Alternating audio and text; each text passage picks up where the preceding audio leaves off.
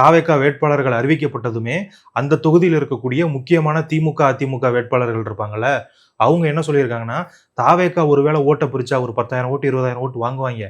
அது நம்மளுடைய வெற்றிக்கு பாதிப்பா இருக்கும் அப்படின்னு சொல்லிட்டு, நெறைய வேட்பாளர்களுக்கு பணம் குடுத்து அவங்கள வந்து விலைக்கு வாங்கிட்டாங்க. அது என்னன்னா, உங்கள வேட்பாளரா அறிவிச்சுட்டாங்க. சரி, நீங்க வந்து பிரச்சாரத்துக்கு போகாதீங்க.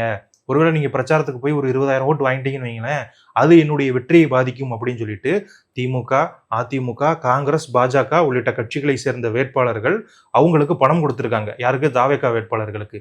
இப்ப அந்த பணத்தை வாங்கிக்கிட்டு தாவேகா வேட்பாளர்கள் ஜெயிச்சுட்டாங்க. அவங்க பிரச்சாரத்துக்கு போல. பிரச்சாரத்துக்கு போனா என்ன? போகாட்டி என்ன? விசிலுக்கு குத்துன்னு சொல்லி எல்லாரும் குத்திட்டாய்ங்க.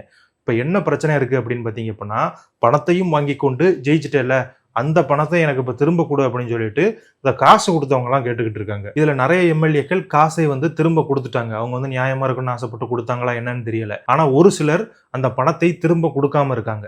ஏன் அப்படின்னா, இப்ப அவன் எம்.எல்.ஏ ஆயிட்டான். அவன அரட்டவோ, உருட்டவோ முடியுமா? முடியாது. அதனால அவங்க என்ன சொல்றாங்கன்னா, "நீ எதுக்கு எனக்கு பணம் குடுத்த? பிரச்சாரம் பண்ணக்கூடாதுன்னு தான் பணம் குடுத்த. நான் பிரச்சாரத்துக்கே போகல. அதே மீறி ஜெயிச்சிருக்கேன் அப்படின்னா, அதுக்கு நான் பொறுப்பு கிடையாது. அதனால பணத்தை திரும்ப குடுக்க முடியாது" அப்படின்னு சொல்லிட்டு தாவேகா எம்.எல்.ஏக்கள் ஒரு சிலர் பேசிக்கிட்டு இருக்காங்க. சோ இதுக்கான பேச்சுவார்த்தைகளும் நடந்துகிட்டு இருக்கு. இப்ப விஜய் சிஎம் ஆவாரா அப்படின்னு அவர் வந்து ஒரு பெரிய பிரச்சனையில போய்க்கிட்டு இருக்காரு. ஆனா அவருக்கு கீழ இருக்கக்கூடியவங்க இந்த மாதிரியான வேலைகள பார்த்துக்கிட்டு இருக்காங்க.